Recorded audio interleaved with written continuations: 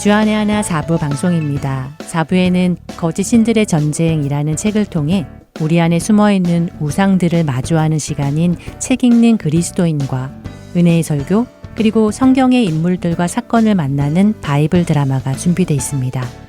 먼저 책 읽는 그리스도인으로 이어집니다.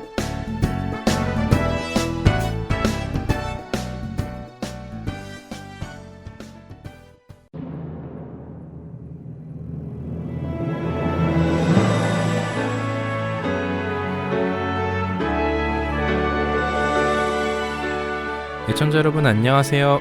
성도들에게 추천해드릴 만한 신앙서적을 읽고 내용 속에서 우리가 생각해볼 것들을 함께 나누는 시간, 책 읽는 그리스도인 진행의 설교입니다. 여러분과 카일 알드먼 목사의 거짓 신들의 전쟁이라는 책을 나누고 있습니다. 카일 알드먼 목사는 이 책에서 우리가 섬기는 우상들을 크게 세 가지로 구분했습니다. 하나는 쾌락의 신이고 또 하나는 힘의 신, 그리고 마지막으로는 사랑의 신으로 구분했죠. 지난 시간에는 이 쾌락의 신 아래에 있는 음식의 신에 대해 나누었는데요. 오늘은 오락의 신에 대해 나누어 보겠습니다. 음식이 나쁜 것이 아니고 음식을 맛있게 먹는 것이 나쁜 것이 아니었듯이 오락이나 오락을 즐기는 것 자체는 나쁜 것이 아닙니다. 언제나 문제는 그것이 하나님의 자리를 위협하는 하나님의 경쟁 대상이 될 때이죠. 세상 모든 것의 주인이시며 창조주이신 하나님께서 이런 것들의 경쟁 대상이 되신다는 것은 참으로 슬픈 일이지만 동시에 그것이 실제로 우리의 마음속에 일어나는 일이기에 우리는 이것을 외면할 수는 없습니다. 오히려 이것을 더욱 명확히 대면하며 이 문제를 직시하고 풀어나가야 하죠. 카일 알드먼 목사는 이번 챕터 오락의 신에서 한 가지 장면을 상상해 보라고 우리에게 요구합니다. 어떤 장면일까요? 여러분도 한번 상상해 보시겠습니까? 어느 주일 아침을 상상해 보시기 바랍니다. 11시에 시작하는 예배를 위해 성도들이 새벽 6시부터 일어나 교회로 출발합니다. 한 가족은 일찍 일어나 부지런히 준비하고 교회를 향해 출발하며 지난주에 7시쯤에 출발했더니 사람들이 너무 많아서 교회에서 2마일이나 떨어진 먼 곳에 주차하고 가야 하느라 힘들었고 교회에 도착해서도 사람이 너무 많아 예배당 맨 뒤에 겨우 앉아 예배를 드렸다며 오늘은 일찍 가서 제발 앞자리에 앉아 예배를 좀 드려보자고 합니다. 그렇게 도착한 교회에는 이미 많은 사람들이 와서 예배당 안에 들어가기 위해 줄을 서 있습니다. 어떤 사람들은 가장 먼저 교회에 들어가기 위해 전날 밤 이곳에 와서 텐트를 치고 교회 문 앞에 잠을 자기도 했죠. 그러나 어느 누구도 교회 문이 열리는 그 시간을 지루한 얼굴로 기다리지 않습니다. 모두가 흥분한 얼굴로 오늘 있을 예배에 대해 이야기를 나누며 기쁘게 기다리고 있죠. 드디어 교회의 문이 열리자 사람들이 앞다투어 맨 앞자리에 앉기 위해 달려갑니다. 자리를 잡고 앉아 예배가 시작됩니다. 사람들은 열광하며 예배합니다. 환호하며 예배합니다. 그러면서 마음속으로는 오늘 예배가 연장전으로 들어가 더 길게 가면 좋겠다 하는 생각을 합니다. 어떠신가요? 이런 상상이 가능하십니까? 아마 우리는 주일 예배에 이런 일이 생길 것이라는 상상은 해보지 못했을 것입니다. 카일 알드먼 목사는 바로 이 점을 이야기합니다. 우리가 사랑하는 주님을 예배하기 위해서 이런 열정을 보이지는 않지만 자신이 좋아하는 운동 경기를 위해서는 이런 열정을 보인다고 말입니다. 그래서 현대의 문화는 오락에 지나치게 집착한다. 그리고 그런 집착은 본질적으로 종교의 대용물이다 라고 설명하지요. 이처럼 오락이 종교의 대용물이기에 현재 미국 사회에서 급속히 성장하는 가장 새로운 종교는 바로 오락이라는 것입니다. 사실 생각해보면 직접 경기장에 가서 관람하지 못하는 대부분의 사람들은 아주 큰 사이즈의 TV를 사서 집에 걸어두고 마치 경기장에 직접 간 것 같은 기분을 내며 많은 친구들을 불러 모아 경기를 즐기는 경우가 많습니다. 또한 대부분의 가정에서 가족들이 가장 많이 시간을 보내는 곳이 TV가 놓여 있는 곳이고 그 TV를 중심으로 가족이 모여 시간을 보내기도 하죠. 물론 요즘은 그것마저도 점점 개인의 손에 들려진 전화기나 태블릿으로 옮겨가며 가족들이 한 자리에 앉아서도 각각 자신들의 손에 들려진 전화기만 바라보는 현상으로 바뀌어갑니다. 시작에 말씀드린 대로 오락 자체가 나쁜 것은 아닙니다. 하나님은 우리로 즐거워할 수 있는 감정을 주셨고 즐거워할 수 있는 만물을 만들어 주셨기 때문입니다. 그래서 오락을 잘 사용하면 우리는 그 안에서 쉼을 얻고 힘을 얻을 수 있죠.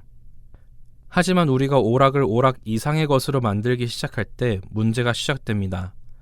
만족과 안식을 얻기 위해 오락을 사용하기 시작하면 문제가 되는 것이죠. 어찌 보면 말장난처럼 느껴질지도 모르겠습니다. 오락을 잘 사용하면 우리는 그 안에서 쉼을 얻고 힘을 얻을 수 있기에 괜찮지만 쉼과 힘을 얻기 위해 오락을 하기 시작하면 안 된다는 말입니다. 하지만 이것은 말장난이 아닙니다. 무엇이 동기이고 무엇이 목적인지 그것이 뒤바뀌면 문제가 되기 때문이죠. 한국말로 주객이 전도되면 안 된다는 것입니다. 우리가 우상으로 삼는 모든 것들이 주객이 전도된 것입니다. 우리에게 모든 것을 주신 주님을 기뻐하는 것이 아니라 주신 그것들을 기뻐하며 그것들에 우리의 모든 마음과 뜻과 힘을 빼앗긴다면 그것은 하나님이 그것들을 우리에게 주신 목적을 잘못 사용하는 것입니다.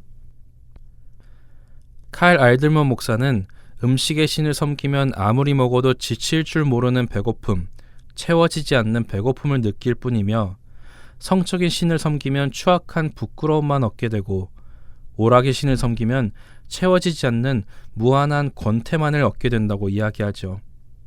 칼 알들먼 목사는 우리가 이러한 권태에 빠지는 이유를 너무 많은 오락거리가 있기 때문이라고 지적합니다. 사실 여러분 중 어떤 분은 가끔씩 몇십 개, 몇백 개나 되는 TV 채널을 하나하나 돌려가며 볼만한 무엇인가를 찾아보다가는 리모컨을 내던지며 볼 게 하나도 없네 라고 말해본 적이 있을 것입니다. 볼 것이 한두 개밖에 없을 때와 볼 것이 수백 개가 될 때에 사람들이 느끼는 오락에 대한 감정과 권태에 대한 감정이 다르다는 것입니다. 그리고는 아프리카의 오지의 원주민을 상대한 서구의 학자 이야기를 들려주는데요. 그것은 아프리카 오지의 원주민에게는 권태라는 단어는 물론 개념조차 존재하지 않는다는 것입니다. 그리고 실제로 영어에서도 이 권태라는 단어는 산업혁명 이후에 나타난 단어라고 하죠. 반면에 오락을 의미하는 어뮤즈먼트에는 정말 놀라운 비밀이 숨어 있습니다. 그것은 이 어뮤즈먼트의 원어의 의미는 영감이 결여된, 성찰이 결여된 이라는 의미로 아무 생각 없이 즐거움을 추구하는 그 상태를 뜻한다는 것입니다. 그러니까 사람들은 아무것도 생각하고 싶지 않을 때에 오락을 찾고 또 아무것도 생각하지 않아도 되기에 오락 안에 머무는 것입니다. 하지만 그렇게 아무 생각 없이 있는다고 해서 삶에 생각해야 하는 부분들을 피한다고 해서 그 문제들이 사라지거나 해결되는 것은 아니죠. 여전히 그 문제들은 그 자리에 있기에 오락을 하는 동안 아무 생각 없이 즐기다가 다시 현실로 돌아와서 그 문제들을 마주 대할 때에 사람들은 더욱 무기력하게 되고 권태감에 빠지게 됩니다. 오락에 쉼을 주고 힘을 주는 그 목적을 상실한 것이죠. 그렇기에 솔로몬 왕은 전도서 전체를 통해 자신이 모든 즐거움, 모든 오락, 모든 누릴 것들을 누려보았지만 그 모든 것 중 어느 것도 자신에게 참된 만족을 주지 못했고 오직 이 모든 것이 허탈하고 공허한 헛된 것임을 한탄하는 것입니다. 우리는 너무 많은 시간을 우리를 즐겁게 하는 것들에 투자하고 있습니다. 오락이 하나님의 경쟁자가 되도록 해서는 안 될 것입니다. 카일 목사는 오락의 신이라는 챕터 끝에 우리에게 이렇게 도전합니다. 지금 당장 시험적으로 하나님의 모든 경쟁자들을 없애보라. 그리고 무슨 일이 일어나는가 보라. 당신의 TV를 끄라. 페이스북에서 로그아웃해라. 음악 소리를 줄여라. 게임기의 전원을 뽑아라. 그리고 당신의 시선을 주 하나님께 돌려라 라고요. 우리의 시선이 가장 많이 가 있는 곳이 어디인가 점검해보고 우리가 주님보다 더 많은 시간을 보내는 곳이 있다면 돌이켜 주님께로 우리의 시선을 돌리는 결단이 있기를 바랍니다. 책 읽는 그리스도인 마치겠습니다.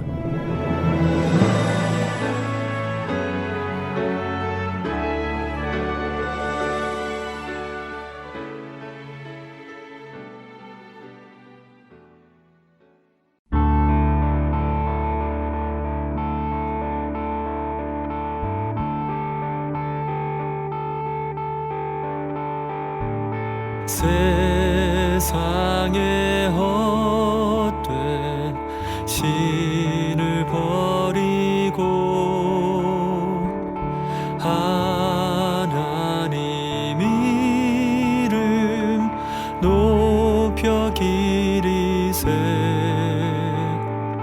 온 천하 백성 모두 나와서 다 같이 하나님만 섬기세.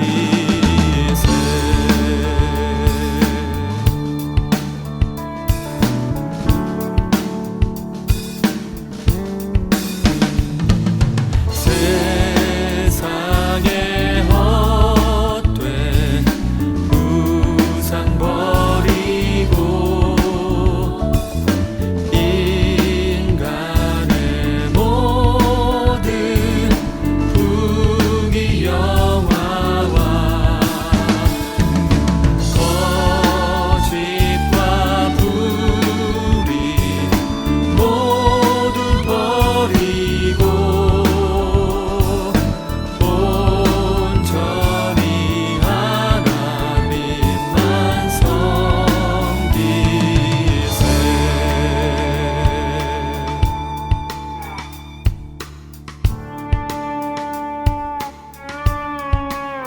주만 경배 드리세. 주만 경배 드리세. 예수 세상의 중심 되신 주님. 주만 경배 드리세. 주만 경배 드리세. 예수 세상의 중심 되신 주님. 주만 경배 드리세. 주만 경배 드리세. 예수 세상의 중심 되신 주님. 주만 경배 드리세. 주만 경배 드리세. 예수 세상의 중심 되신 주님.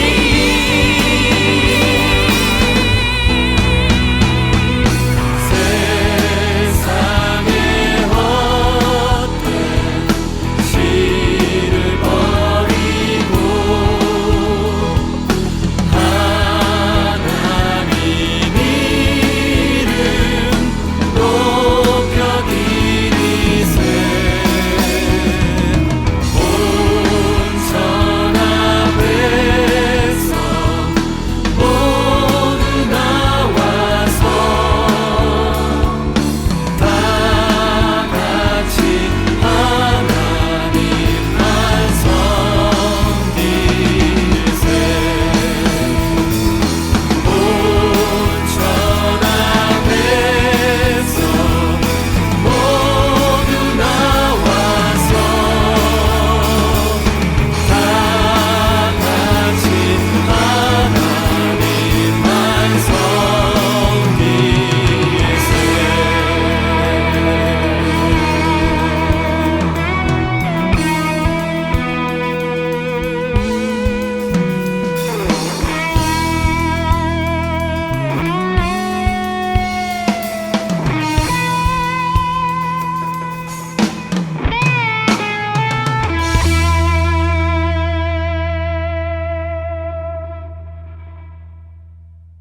오늘은 신시내티 중앙장로교회 심원섭 목사님께서 출애굽기 4장 20절부터 26절의 말씀으로 모세를 죽이려 하셨던 자리라는 제목의 말씀 전해 주십니다.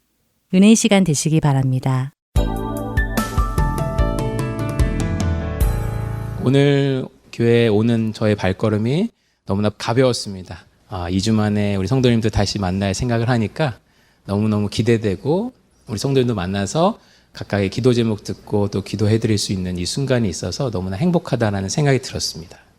저는 오늘 이 교회에 오는 길이 가벼웠지만 오늘 본문에 나온 모세의 발걸음은 무척 무겁습니다. 오늘 본문의 모세는 엄청난 부르심을 받은 자입니다. 오늘 본문 바로 전장에서 하나님은 모세에게 이런 말씀을 하셨어요. 내가 애굽에 있는 내 백성들의 고통을 보았다. 지금 이스라엘 백성이 이집트 애굽에 있거든요. 근데 그 애굽에서 고통받고 있는 내 백성을 보았고 그들의 고통을 들었다. 하나님 말씀하십니다.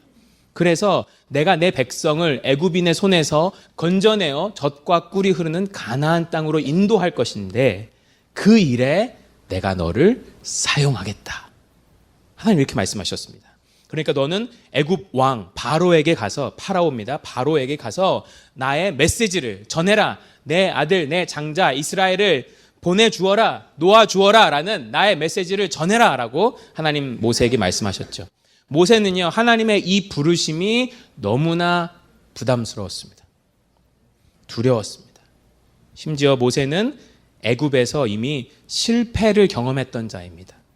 이전에 애굽에서 40년 동안 살 때, 맨 처음에 자기가 태어나서 40년 동안 애굽에서 살 때 그 역시 이미 자기 민족을 구원해 보려고 노력했던 자입니다.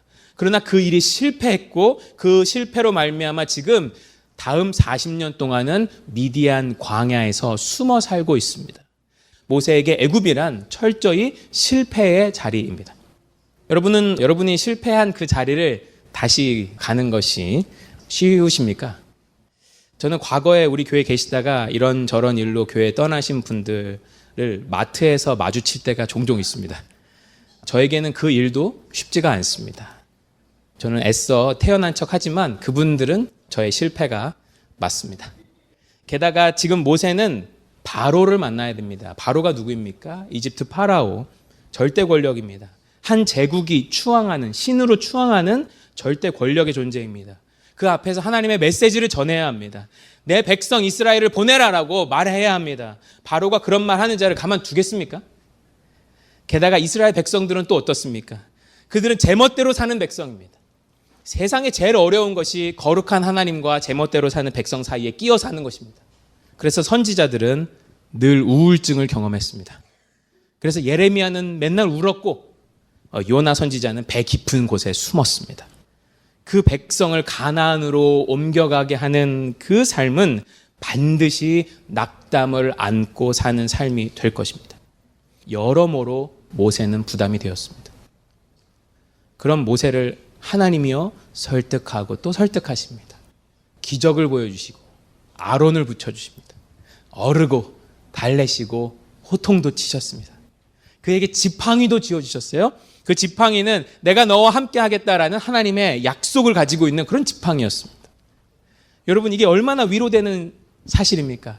모세가 창세기부터 출애굽기, 레위기, 민수기, 신명기 이렇게 5권을 쓰는데 사실은 모세가 능력이 뛰어나서 쓰임받은 게 아닙니다. 능력이 뛰어나서 부름받은 게 아닙니다. 하나님의 일은 내 능력으로 하는 것이 아니구나. 감사한 마음이 듭니다. 하나님이 이런 모세를 부르셨다라는 사실에 우린 감사한 마음이 들죠. 그리고 우리가 우려하고 고민하는 모든 일에 하나님의 도우심을 구할 마음이 듭니다. 자, 그런데 하나님께서 그렇게 모세를 부르셨을 때 우리는 그런 마음이 드는데, 그런데 이게 웬일입니까? 그렇게 겨우겨우 마음 잡고 그 일을 하겠다라는 그 모세를 하나님이 어떻게 하시죠? 죽이시려 하십니다. 20절을 보니까 하나님의 말씀 따라 모세는 아내와 아들들을 그 나귀 위에 태웠습니다. 한 손에는 하나님이 주신 지팡이를 꼭 손에 쥐었습니다. 이제 애굽으로 돌아가서 바로에게 가서 내 백성을 보내라라고 말할 것이라는 모세의 뜨거운 마음이 들어 있습니다. 그런데 그런 모세를 그렇게 겨우 불러서 그렇게 겨우 보내시는 그 모세를 하나님은 죽이시려 하십니다. 모세가 그 길을 가고 있는데, 애굽으로 가고 있는데 그를 죽이려 하십니다. 여러분, 이것이 무슨 일입니까? 24절을 보십시오. 하나님이 모세를 죽이시려 한 때는 모세가 분명 그 길을 걷고 있었을 때입니다. 그것으로 향해 나아가고 있었을 때입니다. 모세가 옳은 방향을 향해 나아가고 있었을 때입니다. 하나님은 절대로 모세가 불순종할 때 나타나셔서 그를 죽이려고 하시지 않았습니다. 모세는 지금 순종하고 있고 하나님께 받은 그 사명을 향해서 나아가고 있는 중입니다. 근데 그를 죽이시려 합니다. 일전에 하나님이 야복강가에서 야곱을 찾아와 씨름을 거셨을 때는 야곱이 가족을 먼저 보내놓고 도망을 고민하고 있었을 때였습니다. 가족은 강을 먼저 건너가게 해놓고 자기는 아직 건너가지 않은 그 밤, 이대로 건너가면 형 에서가 나를 죽일지도 모르겠다는 그 불안감이 막 엄습해오는 그 밤, 두려워 잠을 못 자던 그 밤, 에라이 그냥 도망가 버릴까라고 고민하던 그 밤에 하나님이 야곱을 찾아오셔서 그가 도망가지 못하도록 씨름을 거셨죠. 자, 그런데 모세는 지금 그런 상황이 아닙니다. 모세는 가고 있어요. 이집트를 향해 가고 있는 상황입니다. 심지어 한 손에는 하나님이 주신 지팡이를 꼭 손에 쥐고 있습니다. 여러분, 이 가족이 여관에서 쉬는 그 장면을 한번 상상해 보십시오. 얼마나 초라했겠습니까? 80 먹은 노인이 하나님 일하러 떠나는데 와이프와 다 큰 아들들 나귀에 태우고 오늘날의 유홀 트럭 같은 수레에다가 약간의 짐을 싣고 본인은 지팡이를 들고 앞으로 가고 있었습니다. 앞으로 어떤 일이 일어날지 전혀 알지 못하는 곳을 향해 그들은 걸어가고 있었습니다. 평생 살아온 곳을 떠난 슬픔, 알 수 없는 미래에 대한 불안감, 바닥난 체력, 넉넉하지 않은 형편. 하지만 하나님 부르심 하나만 붙들고 여기까지 온 거잖아요, 지금. 그럼 하나님은 어떻게 하셔야 되죠? 그 가족을 좀 도와주셔야 되지 않습니까? 그들에게 나타나셔야 했다면, 하나님이 나타나셔야 했다면 하나님은 최소한 그들에게 위로를 해주셨어야 합니다. 최소한 그들에게 이스라엘 백성이 가나안에 들어가는 그 장면을 환상으로 보여주셨어야 했습니다. 너무나 힘든 그들에게. 지금 너의 이 수고가 고되지만 내가 너의 그 수고를 통해서 엄청난 열매를 맺을 것이다. 그 목소리라도 좀 들려주셨어야 했습니다. 근데 하나님 그날 무엇을 하시죠? 모세를 찾아와 모세를 죽이려 하십니다. 사실 오늘 본문은 이해하기 어려운 본문입니다. 먼저 해석이 어렵습니다. 오늘 본문은 애매한 지시대명사, 이런 걸로 가득 차 있습니다. 히브리어 원문을 직역하면 오늘 본문 24절은 이렇게 읽을 수 있습니다. 한글 성경과 한번 비교하면서 잘 들어보세요. 제가 영어 성경은 ESV 성경을 담아놨는데 영어 성경은 히브리어 그 원문을 잘 번역해 놓았습니다. 한글 성경과 비교하면서 한번 이걸 들어보세요. 24절에 히브리어를 직역하면 이렇습니다. 가는 그 길 위에서 묵을 때에 여호와께서 그를 만나셨고 그를 찾아 죽이려 하셨다. 한글 성경을 보면 하나님께서 모세를 찾아와 모세를 죽이려 하신 것처럼 보이지만 히브리어 원문을 보면 하나님께서 모세를 죽이시려는지 아니면 그라고 나와 있는 누군가를 죽이려고 하시는지 알 수가 없습니다. ESV 성경도 마찬가지죠. 그냥 him 이렇게 되어 있습니다.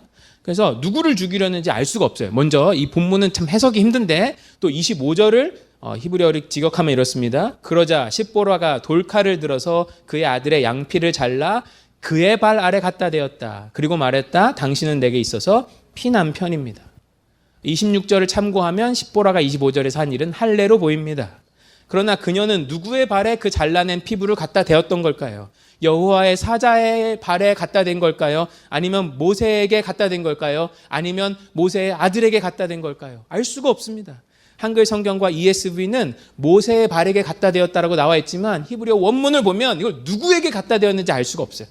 그래서 예로부터 지금까지 주석가들은 이 본문의 의미를 해석하기 위해 많은 시도를 했습니다. 모두가 동의를 하진 않겠지만 대다수가 동의하는 사항이 몇 가지 있습니다. 첫 번째, 하나님은 모세를 죽이려고 하셨다는 것입니다. 왜냐하면 아들의 할례를 누가 행하죠? 십보라가 행합니다. 근데 원래 그거는요 아빠의 일이거든요. 근데 십보라가 행하는 것을 보면 모세가 움직일 수 없었던 상황이라는 사실을 우리가 알 수 있습니다. 그래서 한글 성경은 하나님께서 모세를 죽이려고 하셨다라는 그 해석 위에 번역을 해놓은 것입니다. 자, 두 번째로 십보라는 그 아들의 잘라난 피부를 모세의 발에 갖다 대었을 것입니다. 이에 하나님은 모세를 죽음의 위협에서 놓아주시죠. 한글 성경과 ESV는 십보라가 모세의 발에 잘라낸 포피를 갖다 대었다라고 이제 그 해석 위에 번역을 하고 있습니다. 하지만 우리가 이 본문을요 이렇게 어렴풋하게 해석할 수 있게 되었을 때 우리는 비로소 무엇인가를 깨닫게 되죠. 그것은 우리가 해석이 어려워서 이 본문이 어려웠던 게 아니라는 사실을요. 우리는 하나님의 의도가 궁금한 겁니다. 하나님이 왜 모세를 죽이려고 하셨을까요? 아니 응원을 하셔도 시원찮은 판에 하나님은 왜 모세를 죽이려고 하셨을까요? 너무나 좋은 질문입니다. 우리는 일단 본문 속에서 그 이유를 찾아봐야 합니다. 그런데 의외로 조금만 생각하면 그 질문의 답을 찾을 수 있어요. 하나님께서 언제, 왜 모세를 놓아주셨는지를 보면 됩니다. 언제입니까? 십보라가 아들에게 할례를 행했을 때 하나님이 놓아주시죠. 그러니까 하나님이 모세를 죽이려고 하셨던 이유는 모세가 자기 아들에게 할례를 행하고 있지 않았기 때문입니다. 그렇지만 하나님, 그게 그렇게 모세를 죽이실 일입니까? 그리고 그걸 왜 이제 와서 들춰내십니까? 애초에 모세를 부르실 때 말씀하셨으면 더 좋지 않았습니까? 떨기나무 불꽃 가운데 나타나셨을 때, 야 모세야, 그런 데 있잖아, 가기 전에 너 아들 할례는 꼭 시켜라. 하나님 이렇게 말씀하셨다면 더 좋지 않습니까? 미리 말씀도 안 해주셨으면서 왜 모세가 마음 다 잡고 애굽으로 향하는 그 길 가운데 있을 때 그 일로 그를 죽이려고 하시냔 말입니다. 자, 일단 할례가 무엇입니까? 할례는 남자의 그 성기의 포피 일부를 제거함으로써 하나님과 이스라엘이 언약 관계에 있다는 것을 알게 하는 징표입니다. 마치 결혼 반지처럼요. 결혼 반지는 내가 누군가와 언약의 관계를 맺고 있다는 사실을 알려주는 징표입니다. 내가 누군가와 언약의 관계를 맺고 있다. 할례는 창세기 17장에서 하나님이 제정하신 것입니다. 하나님께서 민족의 아버지 아브라함과 맺은 약속이에요. 창세기 17장 12절에 이렇게 기록되어 있습니다. 너희의 대대로 모든 남자는 집에서 난 자나 또는 너희 자손이 아니라 이방 사람에게서 돈으로 산 자를 막론하고 누구든지 말입니다. 이스라엘에 편입되려고 한 자는 난 지 8일 만에 할례를 받을 것이라 라고 하나님이 아브라함과 그런 약속을 하셨습니다. 난 지 얼마 만에 할례를 받으라고요? 8일 만에. 근데 하지만 지금 막 할례를 행한 이 모세의 아들 게르솜은 지금 한 몇 살 정도 되었을 것 같으십니까? 모세가 십보라를 만나서 결혼한 게 대략 한 40세 정도 됩니다. 그리고 출애굽기 2장 21절을 보면 모세가 결혼하자마자 22절에서 아들을 낳는데 그 아들의 이름을 게르솜이라고 합니다. 그러니까 모세는 40에 결혼을 하고 바로 아기를 낳은 것 같은데 지금 모세의 나이가 약 80이니까 장자 게르솜은 못해도 지금 30이 훨씬 넘은 사람입니다. 애굽으로 향하고 있는 모세의 아들 게르솜은 지금 장성한 성인입니다. 그리고 모세는 난지 8일 만에 행했어야 할 그 할례를 40년이 다 되어가도록 그의 아들에게 행하지 않고 있었던 상태입니다. 자, 그렇다면 모세의 와이프가 이방인이라서, 미디안 사람이잖아요. 이방인이라서 모세가 자식에게 할례를 행하지 않은 것일까요? 아닙니다. 우리가 아까 읽은 것처럼 창세기 17장 12절을 보면 이방인이더라도 이스라엘에 편입이 되려고 한다면 할례를 행할 것을 말씀하시죠. 게다가 이 할례에 대한 약속으로서 창세기 17장 14절은 이렇게 기록되어 있습니다. 할례를 받지 아니한 남자 곧 그 포피를 베지 아니한 자는 백성 중에서 끊어지리니 그가 내 언약을 배반하였음이니라. 할례를 받지 않는 자 혹은 않으려는 자는 나와의 언약 관계가 없다라는 말씀입니다. 하지만 동시에 이 말씀은 너희가 할례를 받는다면 내 백성으로 인정하고 내가 그와 언약의 관계를 맺겠다는 하나님의 약속이죠. 모세가 이 내용을 몰랐을 리 없습니다. 왜냐하면 모세는 히브리인의 아이로 태어났거든요. 그리고 3개월 동안 히브리인의 자녀로 자랐습니다. 근데 더 이상 숨길 수 없어서 모세는 이 나일강에 흘러가게 되죠. 바구니에 담겨서. 근데 그 3개월 동안 그는 분명 할례를 받았을 것입니다. 왜냐하면 난지 8일 만에 할례를 받으니까요. 그래서 이집트의 공주가 그 떠내려오는 바구니 위에서 모세를 발견했는데 그 모세를 들고 뭐라고 합니까? 이는 히브리인의 아이로다. 어떻게 알았을까요? 그 이집트에는 여러 사람들이 다 섞여 살았는데요. 이 아이의 피부 색깔 다 비슷한 사람들도 많았을 것입니다. 이 아이가 할례를 받은 자임을 보고 알았던 것이죠. 난지 8일 만에 할례를 받은 것을 보고 알았던 것이죠. 후에 모세는 자신의 히브리인 생모이자 유모로서 자신을 키워준 어머니를 통해서 이 할례에 대한 전통을 들을 수 있었을 것입니다. 그렇다면 모세는 이스라엘 전통 속에서 내려왔던 할례에 대해서 알고 있었으면서도 장자에게는 그 할례를 행하지 않았던 것으로 보여지죠. 즉 그의 아들이 이스라엘 백성 중에 끊어지든 말든 그것은 그에게 상관없는 일이었단 말입니다. 여러분, 모세의 마음이 이해가 안 가는 건 아닙니다. 모세가 처음 40년간 이집트의 왕자로 살면서 얼마나 히브리인들을 위하며 살았습니까? 그러나 그의 열정은 실패로 돌아갔습니다. 수포로 돌아갔죠. 그래서 그는 최근 40년 동안 미디안에서 양치며 살았습니다. 하나님에 대한 믿음이나 신앙을 아들에게 가르칠 마음도 없었을 것이고 그럴 힘도 나지도 않았을 것입니다. 여러분, 이것이 우리의 상태입니다. 현실의 벽에 부딪히면 우리는 바로 말씀의 약속을 포기하는 쪽으로 선택합니다. 현실의 벽에 부딪히면 우리는 하나님께 순종할 의지도 힘도 잃어버립니다. 그래서 사단은 우리를 넘어뜨리기 쉽습니다. 우리가 잘 넘어질 만한 현실을 툭툭 건드리면 됩니다. 때로는 자식을 건드리면 되고 때로는 가족을 건드리면 됩니다. 때로는 외로움을 건드리면 되고 때로는 경제 형편을 건드리면 됩니다. 때로는 우리가 메고 있는 짐을, 그 무거운 짐을 건드리면 되고 이렇게 쭉 누르면 되고 때로는 우리가 사랑하는 것들을 건드리면 됩니다. 그럼 우리에게 다른 것은 보이지 않습니다. 오직 현실이 중요하게 되고 우리는 하나님이 주신 약속을 소중하게 생각하지 않습니다. 우리는 이내 순종할 마음을 잃어버립니다. 그때 우리는 좋은 핑계들을 발견합니다. 누가 잘못했는지 잘잘못을 따집니다. 어차피 이루기 힘든 꿈이었다고 스스로를 위로합니다. 이 상황에서는 누구나 그랬을 것이라 생각합니다. 이런 때에도 하나님의 약속을 믿는 것은 바보들이나 하는 짓이라고 생각합니다. 모세는 그렇게 40년을 살아왔습니다. 지금도 애굽으로 향하고 있는 그의 귀에는 이런 소리가 가득합니다. 너한테 그렇게 상처 줬던 이스라엘 백성들에게 뭘 더 해주려고 하냐? 그냥 조용히 살아라. 그냥 가만히 있어라.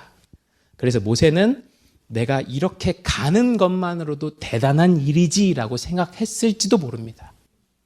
하나님의 일을 하러 가는데 이 정도쯤은 그냥 지나가시겠지 했을 수도 있습니다. 이 정도는 괜찮겠지. 이래도 괜찮겠지. 여러분 삶 가운데 이 목소리가 들려오는 곳은 어디입니까? 근데 하나님은요, 그것을 결코 넘어가시지 않으시죠. 그냥 넘어가지 않으십니다. 하나님 모세에게 주신 그 사명 정도면 이런 건 좀 눈 감아 주실 수도 있지 않습니까? 근데 그러시지 않습니다. 왜 그러셨을까요? 우리는 하나님께서 모세를 죽이려고 하셨던 때가 23절 직후임을, 그 바로 다음 절임을 발견할 수 있습니다. 23절에 이렇게 기록되어 있어요. 내가 너에게 이르기를 내 아들을 보내주어 나를 섬기게 하라 하여도 너가 보내주기를 거절하니 내가 너 아들 너의 장자를 죽이리라 하셨다 하라 하시니라. 이 말은요, 모세가 누구에게 해야 하는 말이냐면 이집트 왕 바로에게 해야 되는 말입니다. 22절을 보면 이 말씀은 바로에게 전하라고 하신 하나님의 말씀이죠. 모세가 전해야 하는 내용입니다. 바로에게 말해야 되는 내용이에요. 모세가 바로에게 가서 하나님의 말씀을 전하는데 이스라엘은 내 장자다. 내 장자를 보내주어 나를 섬기게 해라. 근데 너가 보내주지 않으면 나는 너의 장자를, 이집트 너희의 장자를 내가 죽이리라. 이 말씀을 전해야 하는 사명을 가지고 있었단 말입니다. 자, 근데 모세에게는 뭐가 문제였죠? 정작 모세 자신은 그 말씀에 순종하고 있지 않았다는 것입니다. 23절을 곰곰이 묵상해 보십시오. 이 말을 전하는 모세는 애굽의 바로 앞에서, 그 파라오 앞에서 떳떳할 수 있을까요? 바로에게는 가서 내 아들 이스라엘을 보내라라고 말하지만 정작 모세 본인은 장자 게르솜에게 할례도 행하지 않았습니다. 결국 자기 아들은 하나님을 섬기게 하지 않으면서 남에게 가서 그 말씀을 전하고 있었던 것이죠. 사실 여러분, 이 24절, 25절, 26절은 성경에서 없어도 되는 부분입니다. 없어도 이해가 충분히 가능한 구절입니다. 하지만 이 출애굽기를 모세가 썼잖아요. 모세는요, 회개하는 마음으로 이 부분을 적었을 것입니다. 나의 발걸음은 부르심을 향해 나아가고 있었다고 생각했어. 하지만 사실 나는 하나님이 원하시는 바를 나 자신에게는 적용하지 않았었지. 출애굽기의 첫 번째 독자가 가나안에 들어가야 할 이스라엘 백성이었다는 사실을 생각해 보면 모세의 이런 독백은 너무나 큰 의미가 있습니다. 그래서요, 이 시점에서 하나님이 모세를 찾아오신 것이 사실 은혜입니다. 제가 지금부터 말씀드릴 것은 하나님이 이 시점에 모세를 찾아온 것이 어떻게 그에게 은혜일 수 있는가입니다. 첫 번째로 하나님께서 눈 감아주시지 않은 이것이 은혜입니다. 그냥 넘어가지 않으신 것이 은혜입니다. 하나님은요, 모세가 앞으로 당할 수 있는 부끄러움을 여기서 끊어내 주십니다. 모세가 앞으로 당할 수 있는 부끄러움을 여기서 끊어내 주세요. 애굽으로 가는 길에 하나님께서 모세를 찾아오셔서 그를 죽이려 하신 것은 그를 정결케 하시는 은혜입니다. 끝까지 그냥 넘어가려던 그를 그냥 찾아오셨어요. 그냥 넘어갈 수도 있는 거잖아요. 찾아오셨어요. 그래서 굳이 들춰내신 것은 앞으로 있을 더 큰 문제를 들춰내시고 여기서 끊어내시는 하나님의 은혜입니다. 여러분, 하나님께서 들춰내고 있는, 요즘 우리에게 들춰내고 있는 그 문제는 무엇입니까? 그것이 우리를 향하여 죽을 것만 같은 고통으로 찾아오더라도 그것은 은혜입니다. 거기서 여기서 끊어내고 가자라는 하나님의 음성이고 초대입니다. 여기서 끊어내고 가자. 또한 우리는 오늘 본문을 유심히 읽으면 하나님의 또 다른 은혜를 발견합니다. 그것은 하나님께서 모세를 죽이지 않으시고 죽이려 하셨다라는 사실입니다. 영어로 굳이 말한다면 try to kill Moses. 하나님이 하시지 못할 일이 어디 있습니까? 하나님 죽이면 그냥 죽이시는 겁니다. 하나님 죽이시지 않고 죽이려고 하십니다. 여러분, 여기에 두 번째 은혜가 있습니다. 하나님이 죽이려 하신다는 것은 죽이시지 않겠다는 말입니다. 하나님은 시간을 주고 계십니다. 하나님은 중재의 시간을 주고 계십니다. 하나님은 회개의 시간을 주고 계십니다. 하나님은 십보라가 무엇인가를 행할 수 있는 시간을 주고 계세요. 40년을 기다려주셨는데 또 기다려주십니다. 죄에 대해 부끄러움을 느끼지 못하는데 또 기다려주시죠. 죽이시지 아니하시고 죽이려고 하십니다. 멈추시고 시간을 주십니다. 마지막까지도요. 기다리시고요. 왜 떠나기 전에 안 말씀해 주셨냐고요? 왜 그 길 위에서 죽이려 하시냐고요? 떠나기 전에 하셨다면 그것은 시험이 됩니다. 통과하면 갈 수 있고 그러지 않으면 못 가는 거죠. 하지만 하나님 그렇게 하시지 않았어요. 하나님 우리가 다 준비되었기 때문에 우리를 보내시는 분이 아닙니다. 하나님은 그 길 위에서 우리를 훈련하실 거예요. 마지막으로 우리는 세 번째 은혜를 찾을 수 있습니다. 그것은 하나님께서 모세에게 십보라라는 가족을 붙여주셨다는 사실입니다. 십보라는 모세가 어떤 부분에서 하나님께 불순종하고 있는지 정확하게 알고 있었습니다. 그의 남편에게 죽음의 위협이 찾아왔을 때 십보라가 취한 행동은 할례를 행한 것이었습니다. 그리고 모세는 어떤 상태에 있었죠? 영적 마비 상태에 있었어요. 모세를 대신해서 십보라가 그것을 순종합니다. 하나님은 지금도 우리에게 십보라들을 붙여주십니다. 분명한 십보라라는 선물을 주셨는데 그것은 바로 교회입니다. 여러분, 신앙생활은 혼자 할 수 있는 것이 아닙니다. 그래서 저는 여러분에게 공동체를 강조합니다. 상호 간의 사랑, 이해, 용서, 화합 이런 것을 강조합니다. 왜냐하면 신앙생활의 공동체가 너무 중요하기 때문입니다. 우리 혼자서는 알 수 없는 것, 할 수 없는 것을요, 하나님은 공동체 안에서 깨닫게 하십니다. 알게 하시죠. 또한 교회는 우리 공동체 내의 죄에 대하여, 누군가의 죄에 대하여 그것이 불순종이라고 말할 수 있습니다. 그것이 그리스도께서 교회를 세우신 이유이며 교회에 부탁하시는 것 중에 하나입니다. 너희 교회가 앞으로 이런 것들을 해라. 그것은 우리가 혼자서가 아니라 함께 그 순수성을 지켜나가야 하기 때문입니다. 그렇지만 우리의 기준은 늘 예수 그리스도입니다. 우리 각자가 기준이 되면 망합니다. 우리의 옳고 그름의 기준은 나 자신이 아니라 그리스도께 있습니다. 우리는 그 한 분 그리스도께 함께 붙어 있어야 살 수 있는 공동체입니다. 우리가 서로의 기준으로 서로를 바라보면 우리는 함께 할 수 없습니다. 그러나 우리의 기준은 그리스도께 있습니다. 우리의 기준은 그리스도께 있어요. 우리는 그분을 함께 닮아가려는 공동체입니다. 여러분, 하나님이 우리에게 십보라를 붙여주신 것, 또 모세에게 십보라를 붙여주신 것은 은혜입니다. 그렇다면 이 교회는 서로에게 붙여진 십보라일 뿐만 아니라 이 세상에 보내진 십보라가 될 것입니다. 말씀을 마치겠습니다. 하나님이 모세를 죽이려고 하신 자리는 저주의 자리였습니까? 아니죠. 은혜의 자리였습니다.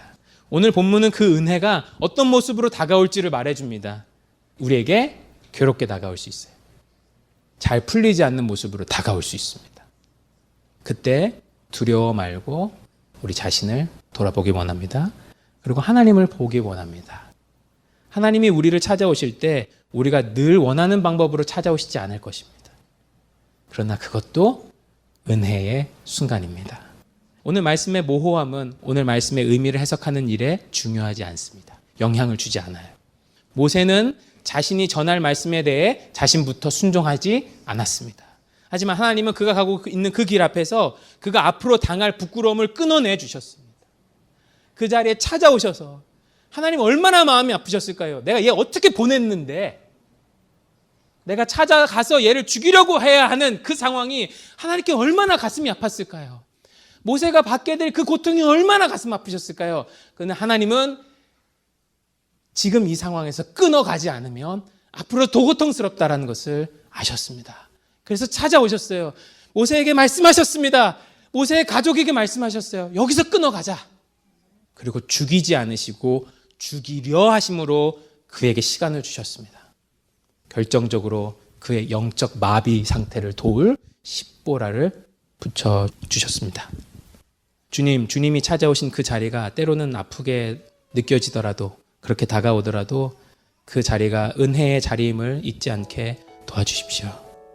그리고 우리를 죽이시지 않기 위해 아들을 죽이셨다. 하나님의 마음을 알아 이 자리가 은혜의 자리임을 알게 하여 주십시오.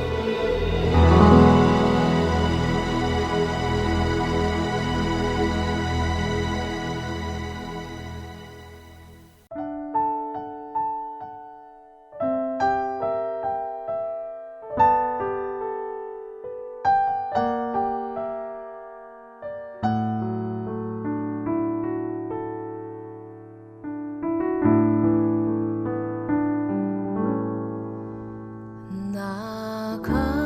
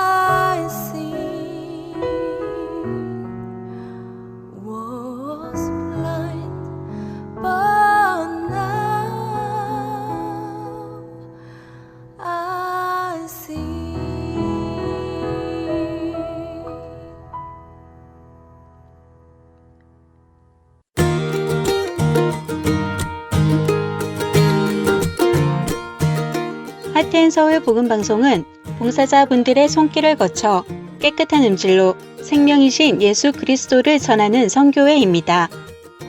방송 프로그램의 자금 제거, 볼륨 작업 등의 도움을 주실 편집 봉사자들을 찾고 있습니다. 사무실에 방문하여 봉사하실 수 있고 집에서 컴퓨터로 봉사하실 수도 있습니다. 필요한 자들에게 생명의 말씀을 전하는 이 귀한 사역에 참여하실 여러분들을 기다립니다. 자세한 문의사항은 사무실 전화번호 602-866-8999로 문의 주시기 바랍니다.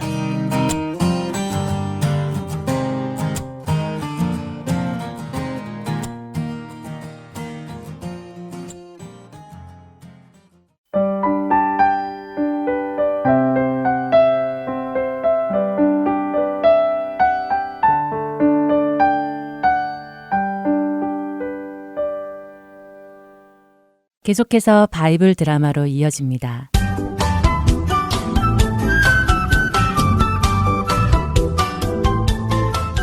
애청자 여러분 안녕하세요. 바이블 드라마 사무엘편 진행의 박윤기입니다. 나단 선지자를 통해 자신의 죄를 깨닫고 회개한 다윗 왕. 그가 회개했기에 하나님께서는 다윗의 생명을 거두어 가지 않으셨습니다. 그러나 억울하게 죽은 우리야 장군의 핏값을 치르기 위해 다윗이 간음하여 난 아기의 생명을 하나님께서 거두어 가셨지요. 아기가 병으로 아프기 시작하자 다윗은 금식하며 아기를 위해 기도했습니다.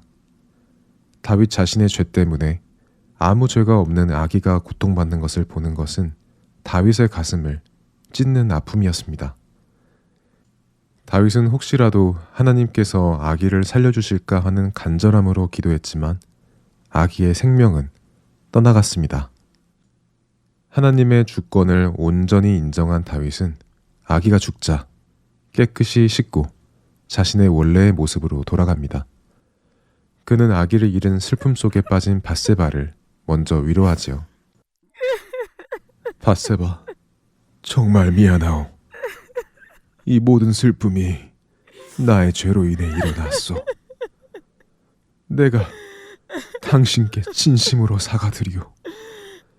내가 죄에 빠져 범하지 말아야 하는 당신을 강제로 보냈고 당신이 임신하자 당신의 임신을 숨기기 위해 당신의 남편 우리아까지 죽도록 했소. 이 모든 것이 나의 악함에서 나온 끔찍한 죄였소. 내가 진심으로 당신께 사과하오. 부디 나를 용서해 주시기 바라오. 내가 앞으로 남은 나를 당신에게 주었던 아픔을 사랑으로 갚으며 살아가겠소. 다윗은 진심을 다해 밧세바에게 사과하였고 그녀에게 용서를 구했습니다. 밧세바는 그제서야 마음을 열고 다윗을 용서했고 지난 과거를 떠나보낸 후 다윗을 자신의 남편으로 받아들였지요.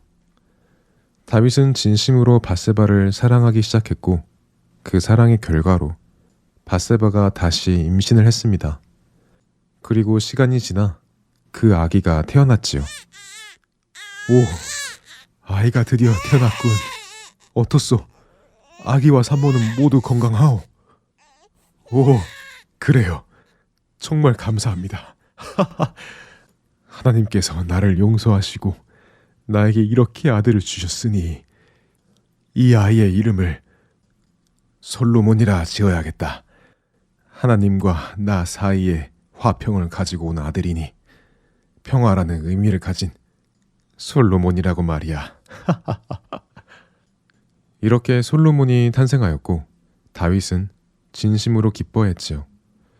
솔로몬이 태어나자 하나님께서는 다시 나단 선지자를 보내십니다. 다윗 왕이시여, 평안하셨습니까? 아, 나단 선지자님. 네, 덕분에 하나님 안에서 평안했습니다. 하나님께서 이렇게 아들도 주셔서 평안이라는 샬롬의 의미로 솔로몬이라고 이름도 지었습니다. 하나님의 은혜로 득남하신 것을 축하드립니다. 하나님께서 다윗 왕께 말씀을 전하라 하셔서 왔습니다. 하나님께서요? 네, 어떤 말씀이십니까? 다윗 왕의 아들의 이름을 여디디아라고 지으라고 하셨습니다. 여디디아요? 그렇습니다. 하나님께서 다윗 왕을 사랑하신다고 하셨고 이 아들도 사랑하신다고 하시며 하나님이 사랑하시는 자라는 여디디아라고 지으라고 하셨습니다. 그렇군요. 감사합니다. 하나님, 감사합니다. 하나님께서는 이렇게 다윗을 향한 하나님의 사랑을 다시 확인시켜 주셨습니다. 또한 다윗은 이전에 시작했던 암몬과의 전쟁, 곧 암몬의 왕 한운이 다윗이 보낸 조문객을 망신을 주었고 시리아 군인들을 돈을 주고 사서 시비를 걸며 시작되었던 그 전쟁을 마무리하게 되었습니다. 다윗 왕이시여, 전투 준비가 끝났습니다. 수고했습니다, 요압 장군. 이제 모압을 완전히 쳐서 다시는 암몬이 우리를 우습게 보지 못하도록 해줍시다. 네, 전군 진격하라. 다윗의 군대는 모압의 성읍들을 쳐서 심판하고 암몬 왕 한운의 금관을 예루살렘으로 가지고 와서는 자신의 머리에 얹음으로 완전한 승리를 선언했습니다. 암몬 사람들은 이스라엘 백성들의 노예가 되어 열심히 이스라엘을 섬기기 시작했고 다윗과 다윗의 군대는 예루살렘으로 돌아와 평안한 삶을 누리기 시작했습니다. 바이블 드라마 사무엘편 다음 시간에 뵙겠습니다. 안녕히 계세요.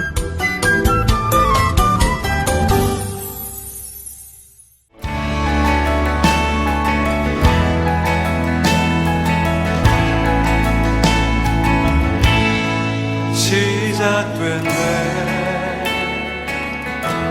우리 주님의 능력이 나의 삶을 다스리고 새롭게 하네 자유하네 죄와 사망으로부터 나의 삶은 변하구나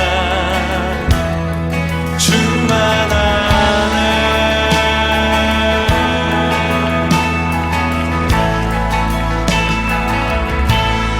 시작됐네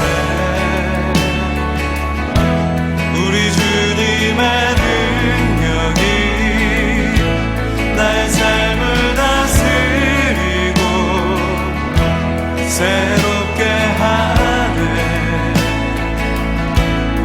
자유하네 죄와 사망으로부터 나의 삶은 변하구나 충만하네 그대로만 주의 은혜 한량없는 주의 은혜로다 주의 은혜 변함없는 진실하신 주의 은혜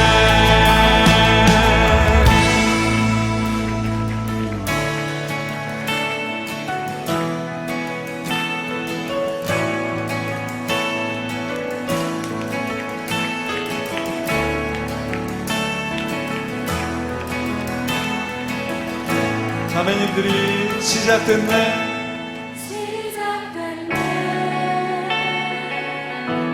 우리 주님의 능력이 나의 삶을 다스리고 새롭게 하네 형제님들이 자유하네 자유하네 죄와 사망으로부터 나의 삶은 변화보다 충만하네 충만하네 은혜로다 주의 은혜 한량없는 주의